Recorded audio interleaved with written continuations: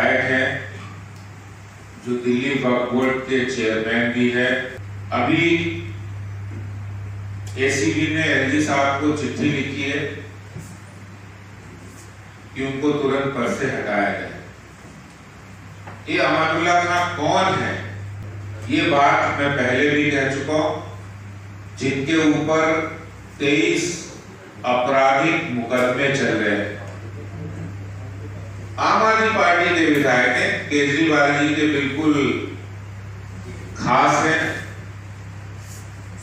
23 आपराधिक मामलों में संलिप्त एक बैड कैरेक्टर, ये पुलिस की हिस्ट्री सीट है, बीसी घोषित हो चुके हैं, घोषित है। ऐसे बैड कैरेक्टर आम आदमी पार्टी के विधायक को दिल्ली में अरविंद केजरीवाल ने दिल्ली वक्फ बोर्ड का चेयरमैन बनाया, और चेयरमैन बनाने के बाद उनके कारनामे क्या है आपको पता है। जो वक्फ बोर्ड धार्मिक रूप से अल्पसंख्यकों के कल्याण की योजनाओं को करने का काम, धार्मिक रूप से उस काम को करने की जिम्मेदारी जिस वक्फ बोर्ड की होती है, उस वक्फ बोर्ड के चेयरमैन रहते हुए अमानुल्लाह खान ने क्या क्या कारनामे किए। जमीनों पर कब्जा कराना, वक्फ बोर्ड की संपत्तियों पर अवैध रूप से कब्जे कराना, वक्फ बोर्ड की संपत्तियों को बेचना, और वक्फ बोर्ड में अपने पद का दुरुपयोग करते हुए उस पर उसका बेजा इस्तेमाल करना,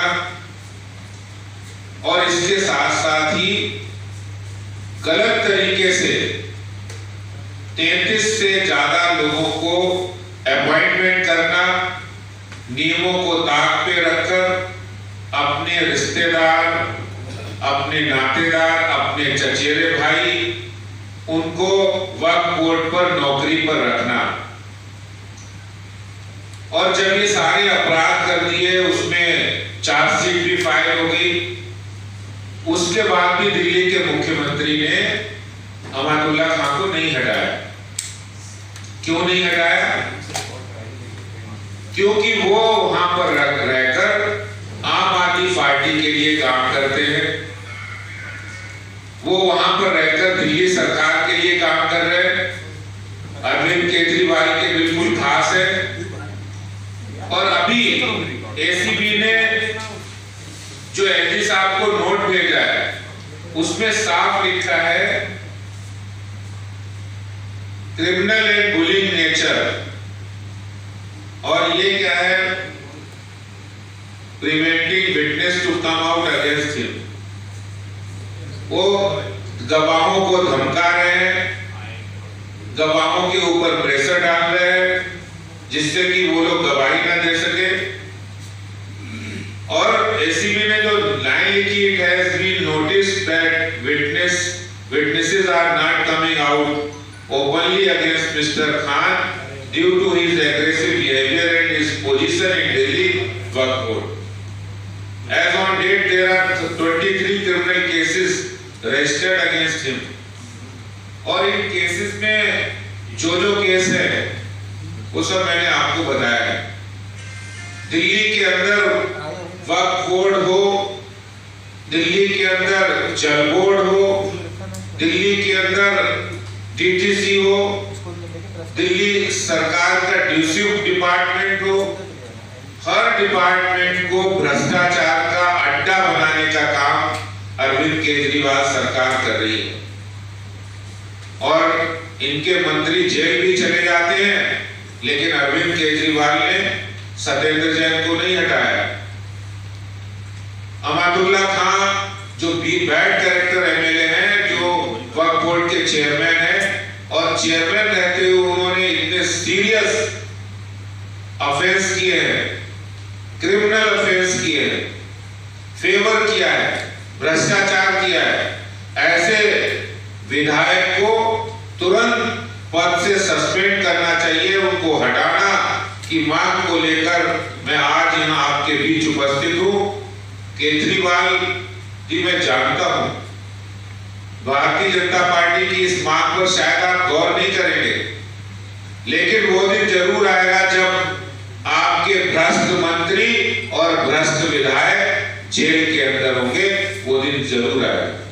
खिलाड़ी हैं जिन्होंने दिल्ली के अंदर 20 साल रहने के बाद दिल्ली के लिए, भारत के लिए 25 मेडल जीते, गोल्ड मेडल जीते, जिसमें 8 भारत के लिए हैं और 7 दिल्ली के लिए।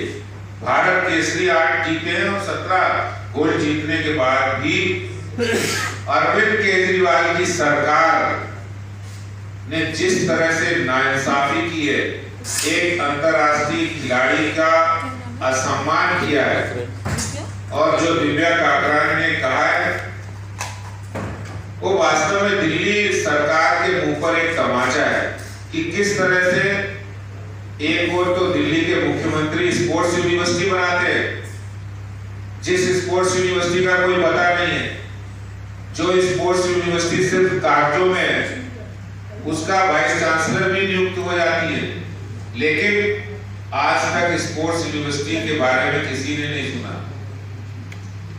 दूसरी तरफ खिलाड़ियों को इस तरह से उनका हतोत्साहन करना, उनको उचित रूप से उत्साहित नहीं करना, उनको सहायता राशि नहीं देना।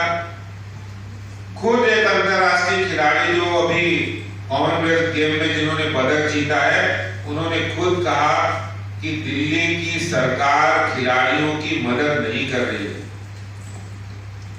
आप बड़े शर्म के साथ ये कहना पड़ता है, दिल्ली सरकार के लिए शर्म की बात है कि दिव्या काकरान जी ने, जब आम आदमी पार्टी के नेता कहते हैं कि ये दिव्या काकरान ये उत्तर प्रदेश की, दिल्ली राज्य की तरफ से नहीं है, हमेशा उत्तर प्रदेश की तरफ से खेलती रही है।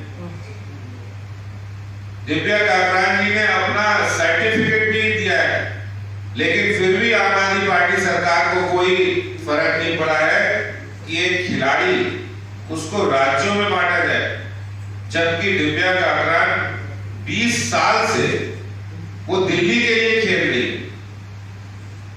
और मैं आज अरविंद केजरीवाल जी से पूछना चाहता हूं कि अगर कोई खिलाड़ी है, वो देश का खिलाड़ी, जब वो अंतर्राष्ट्रीय स्तर पर ओलंपिक में, एशियाड में जब वो पदक जीतता है, तो भारत का तिरंगा लेकर आगे बढ़ता है। वो भारत का तिरंगा, वो दिल्ली हो, उत्तर प्रदेश हो, हरियाणा हो, हर जगह का नागरिक उस पर नाच करता है। लेकिन आज आम आदमी पार्टी सरकार ने खिलाड़ी को स्टेट में बांट रहे, प्रदेश में बांटने का काम किया है। और इस तरह से दिव्या काकरान जो अंतर्राष्ट्रीय स्तर की खिलाड़ी, उनका असम्मान करना, ये बहुत बड़ा गलत काम आम आदमी पार्टी की सरकार के द्वारा हुआ है। इसी कारण से दिल्ली के अंदर बहुत सारे अंतर्राष्ट्रीय स्तर के खिलाड़ी दिल्ली के नहीं होके वो उत्तर प्रदेश और हरियाणा से खेलते हैं, क्योंकि दिल्ली सरकार की खेल नीति नहीं है, कोई सुदृढ़ खेल नीति ना होने के कारण उनको ये असम्मान होने के कारण वो नहीं खेलते हैं, और इसीलिए दिल्ली के खाते में उतने पदक नहीं आते। और जो खिलाड़ी अच्छा प्रदर्शन करते हैं, उनको कोई भी सहायता राशि ये आम आदमी पार्टी सरकार नहीं दे रही। मैं आपको बताना चाहता हूं कि एशियन गेम की तैयारी को लेकर काकरान ने कई पत्र केजरीवाल जी को लिखे, खेलों की प्रैक्टिस के लिए उनको 5 लाख रुपए की भी मदद कर दी जाए, लेकिन केजरीवाल सरकार बच्चू नहीं देगी। हाँ, उन्हें वक्त मिला है, वो अपने विज्ञापन के लिए करोड़ों रुपए खर्च करने के लिए उनके पास पैसा है, लेकिन एक अंतर्राष्ट्रीय खिलाड़ी को वो मदद की गुहार कर रहा है कि हम और अच्छा बेहतर प्रदर्शन करें जिससे सरकार मदद मिले, लेकिन केजरीवाल सरकार ने वो मदद उनको मुहैया नहीं कराई, अभी तक नहीं मुहैया कराई। और बड़ी बेशर्मी से वो जिस तरह की बातें कर रहे हैं कि एशियन गेम्स में जीता कि हमने इतने पैसे दे दिए, लेकिन ये सरासर पूरी तरह से गलत है। जिस तरह से दिव्या काकरान ने जो अपनी बात को, पीड़ा को रखा है, मैं समझता हूं कि अरविंद केजरीवाल को अगर जरा भी शर्म होगी तो वो दिव्या काकरान ही ने अंतर्राष्ट्रीय स्तर के खिलाड़ियों को मदद देकर, उनको प्रोत्साहित करके दिल्ली सरकार अपनी खेल नीति में सुधार करे। बहुत बहुत धन्यवाद।